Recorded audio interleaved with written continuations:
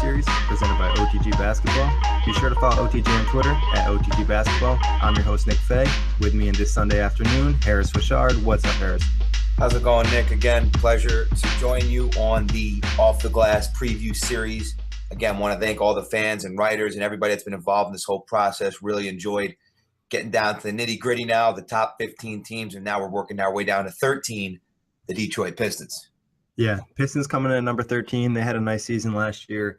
They obviously got knocked out in the first round by the Cavs, but they played pretty well. They had the nice pickup of Tobias Harris at the trade deadline. So this team looks like it has a bright future, some young stars. They do have an injury going into the season, but I think 13 is a good ranking. What about you? Yeah, I'd put them at maybe a little lower than this, meaning maybe 14, 15, 16. I'm not as high on them as most people. And I like Stan Van Gundy a lot, and they had this Reggie Jackson injury. Tobias, spoken to Tobias a couple of times. Good Long Island kid. Us Long Island guys got to stick together. So Tobias is a real good guy and solid player. And then Morris and stuff, and Marcus or more. They have Marcus, right? Yeah, Marcus. Yeah, correct. Right. So and Drummond is an up and coming player, but there's something to be said when down the stretch. I think it's going to be a lot of Reggie Jackson because Drummond is a guy that cannot be relied upon because of his poor free throw shooting and inability to shoot the jump shot. Morris is a solid piece. Tobias is clutch. He'll have that. He'll have some looks down the stretch. Caldwell Pope is probably. Is Caldwell Pope still on the roster? He is. So he's coming off a big season. Yeah, he'll have some opportunities also. But to me, the Pistons aren't going to take the next step. That's just my opinion. Now, is it possible that they could go in and have a great year and be that 5, 6, 7 seed in the Eastern Conference? But when you say 13 to me, you're telling me that this is going to be more than just a 7 or 8 seed. This is a team that has an opportunity to make that next step. And I'm not quite sure that's where they're at right now, especially with their best player, in my opinion. Their most important player is probably Drummond, but their most talented player might be Reggie Jackson, who's now going to miss. We're talking 6 to 8 weeks. That could be, 20 games. I know that's going to be a huge injury. I know these rankings, to be fair, the writers were made before the injury, so right. But I think going into that, we'll talk about the offseason moves. They had a nice offseason. They picked up a few guys, and one guy that's really going to help is Ish Smith, especially with this Reggie Jackson injury. He had some good stats in Philly. Obviously, they didn't win games there. They also picked up John Lear, Boban Marjanovic from the Spurs, Ray McCollum. They also had a nice first-round pick with Henry Ellison. But, overall, I think they had a solid offseason, picking up a few guys that can help, especially considering how much cap space they had. Yeah, Ellison, the kid from Marquette, 6'11", 245. Haven't really watched him play that much. Young, 19 years old. So played in the summer league, took a ton of shots, was taking 12 shots a game and only making 3 or 4. So likes to shoot the three, stretches the floor, big, lengthy. And so if they could, that's what they needed. This team needed somebody to come in and stretch the floor out. And I'm sure that's where the mind, the brain power in Detroit was thinking, because if you can name me 3 great shooters on the Pistons, you're probably going to lie to me. This is not a team that could shoot the three really well. Tobias can get hot from the outside at times. KCP can too. Yeah. They have a few guys that can get hot, but like you said, no one's really great, consistent. Marcus Morris, I think, had a pretty good season from 3. Also, John Lear, who gives them another person that can stretch the floor. But, I think they really wanted to make a move for a Ryan Anderson, but I don't think things worked out. Yeah, they have several guys that are going to shoot it between 35 and 37, but nobody that could shoot it at 40. And most teams don't have a guy that shoots it at 40. But in today's NBA, if you do have a guy that could shoot it at 40, it's really, really helpful. It's a game changer. Yeah, it really is. So, it comes down to, I think there are probably about 10 or 12 guys that did it last year, and those guys are probably on good teams. And the way the NBA is going is it's going less so from guys like Drummond and more so guys like Anthony Davis. Brook Lopez is trying to step outside. Draymond Green is stepping outside. So Drummond is a great player, but he's extinct. And Cousins is a great player. You see Cousins now coming outside to shoot threes. So Drummond will never be a three-point shooter. We could agree on that. Yeah, I know. And so he's going to rebound the heck out of the basketball. He rebounded 15 times a game. So he's probably the best rebounder in the sport right now. And so to have that is crucial. He was an all-star for the first time last year, longevity. 81 games in 2014, 82 and 15, 81 and 16. So this is a guy that stays healthy. He'll be there. He's going to rebound the ball. He's going to score it for you. He's going to dunk it on you. He's going to block shots. He blocked a ton of shots. Oh, only 1.38. You'd like to see that go up over 2, hopefully, for them. Good hands, 1 steal, 1.5 steals a game. So Drummond is the key piece now that Jackson is out, and now it's going to be interesting to see if all those other guys can kind of fill in to give them enough before the star comes back. Yeah, I've heard things about Drummond. Last year, I don't know if you recall, but like that first week or 2 of the season, he had like ridiculous numbers, and it looked like he was going to be like the best center all season long, and then he kind of cooled off. People have kind of questioned, does he give it all in every single game, every single play? That's something they kind of need from him all the time. Like you said, the style of play he plays, you need to be active all the time because you're not going to stretch the floor and shoot jump shots. One thing he definitely needs to do is work on his free throw shooting. Yes, like it's such an issue. He was a 35% free throw shooter last year. Like you might as well start trying to shoot underhand. Yeah, there's got to be an adjustment. Yeah, because that's terrible. Like under 40%. Yeah, like that's wild. Yeah, I mean he wears numbers. He wears number 0, and he's one of these guys that is a unique figure in the league. I think he's 280 pounds. He's a big boy. Yeah, he's 6'11". He's pretty tough. He's strong. He's not an easy guy to go up against by any stretch. But, yeah, for sure. But, is that going to be enough for the Pistons? I'm not sure. I look at the rest of this roster, and Stanley Johnson's an athletic kid from Arizona. Like you said, John Lure, Boban Marjanovic from San Antonio, Marcus Morris. Ish Smith will now probably start. Am I correct? Yeah, he'll start now. Yeah, Ish Smith with Caldwell Pope in the backcourt with Tobias Morris, and Drummond. So when Jackson comes back, does this team have a chance to make the playoffs and go deep?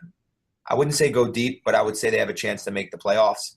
I just look at this roster and, outside of the perennial all-star that will be Andre Drummond out of Connecticut, this is not anybody doesn't really jump off the page to me or jump off my screen right now. Yeah, I mean, I think Van Gundy's trying to set up a similar thing to what he had in Orlando. Right. Dwight in the middle and then have those 4 perimeter guys that can kind of stretch the floor. I think they just need to get more consistent shooting across the board.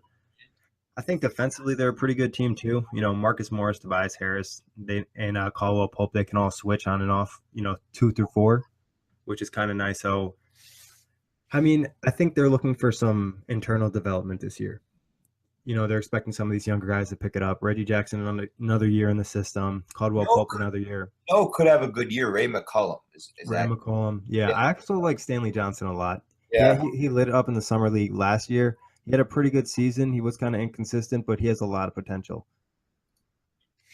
But Stanley Johnson. So I like that. Let's talk a little bit about the departures. They lost, I don't think anything really special. Steve Blake, Anthony Tolliver, Joel Anthony. Cameron.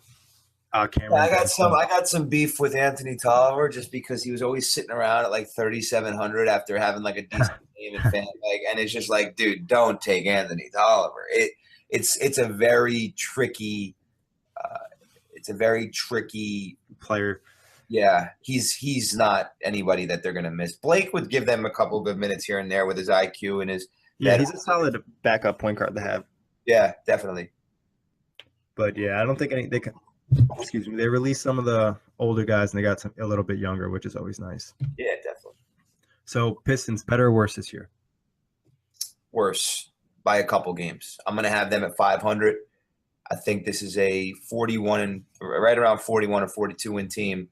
And listen, for Pistons fans' sake, I don't know how many we have on the site or how if this is a team that people really follow, but I think it's going to be hard because down the stretch, especially with Jackson out early, I like Tobias. I like this team a lot in certain respects, but my opinion would be that they're not going to win more than 44. I could be wrong, but that's just, my prediction. I think they're going to be slightly better. Okay. I think probably, not like a lot more than 44, 45, 46, but I think having Tobias for the whole season is going to make a difference. Definitely. Yes, he's a very solid piece, yeah. Yeah, and I like his all-around game. I think Van Gundy can kind of get a little bit more out of him. In Orlando, I don't think he got his full potential for sure. Also, I think Ish Smith will fill in nicely. I don't obviously they'll miss Reggie Jackson, especially just like his extra scoring. But I think, when he comes back, this team will be in a position where they can kind of bounce back. I'm not really sure what their schedule looks like. What is their, like first month or two? Their first month or two is not crazy. They do go on that West road trip in November. That's They always tough. have the Clippers, Suns, San Antonio, and Denver. They could get two of those because the Suns and Denver aren't great. But then they get the Knicks in Cleveland. They got the Oklahoma City Thunder twice in November, so those are probably going to be two losses. That's a tough month. Yeah, and then you know what? Towards December it gets a little easier. They have that. They don't have like a big homestand until the end of December, so this is going to be a team that's playing a lot on the road early. That's going to be tested, and it's going to be interesting to watch. I think they get off to a little bit of a rough start. Toronto at home, at the opener in Toronto, they'll probably lose, and then they got a few winnable home games. But I think this is a team that gets off to like a 6-10 start, or like in the first 20 games only win like 7 or 8, and then make a push. They'll make a push. It'll be probably enough to maybe sneak in at the end, but this isn't a team that's going to be solid all year long, in my opinion.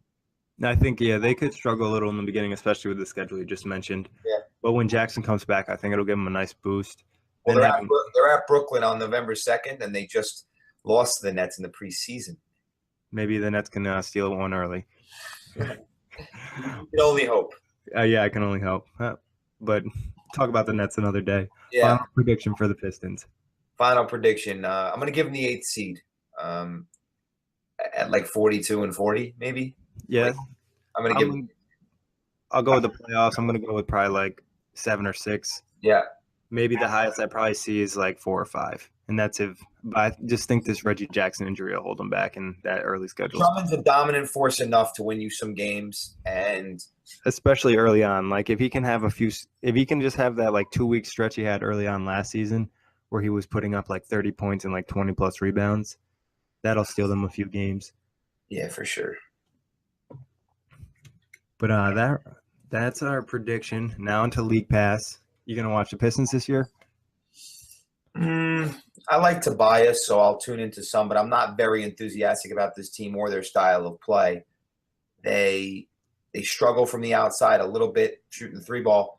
But yeah, I'll tune into a few. Definitely watch the local ones. This is a team that I'll watch locally, but I'm not quite sure I'll dive into them on the League Pass. I can maybe catch a few games here or there.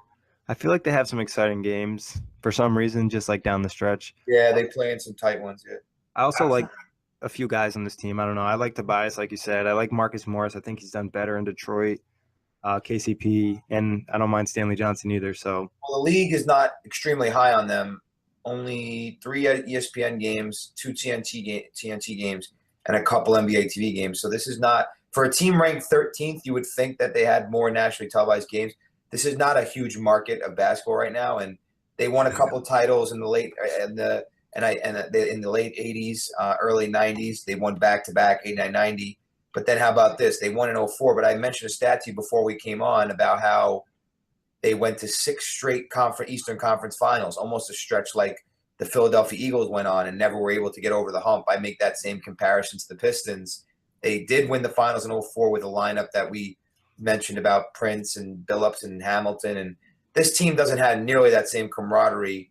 You can make the Drummond Ben Wallace comparison if you want, but you cannot make the Reggie Jackson Caldwell Pope comparison to Rip Hamilton and Chauncey Billups, which is one of the most underrated backcourts in the history of basketball. So this team has a long way to go, but there's some history in Detroit. They've been at some finals. They've won a few finals. So they went through a tough stretch from like 2010 to about 2015. They won like 25 games a year. So it's definitely a step in the right direction. Van Gundy's got them in the right direction. But I just don't know how much further they could take this, especially with LeBron and the Raptors and the Celtics standing in their way. Yeah, no, one thing that you mentioned that I really like is Van Gundy. I feel like he's going to get them to play well. I don't think they'll make any noise in the playoffs. They could maybe get out of the first round, but second round they played tough in a couple of those games. Yeah, they definitely did. They're a gritty team. Yeah.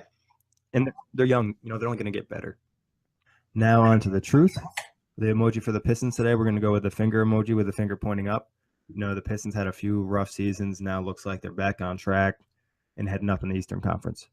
Yeah, and it's nice to see because it's outside of the malice at the palace with Artest and Wallace Brawl. For the most part, it's been a really good fan base and a very enthusiastic fan base. The guy gets on the mic, Detroit Best, he does that whole thing. So it's a cool place to play, and the Pistons really really appreciate, I guess, or embody that community and that rough around the edges type of thing. So I think it's nice to see the league, for the league, to see the Pistons try to shot at relevancy, and Van Gundy does have them moving in the right direction. Yeah, that's for sure.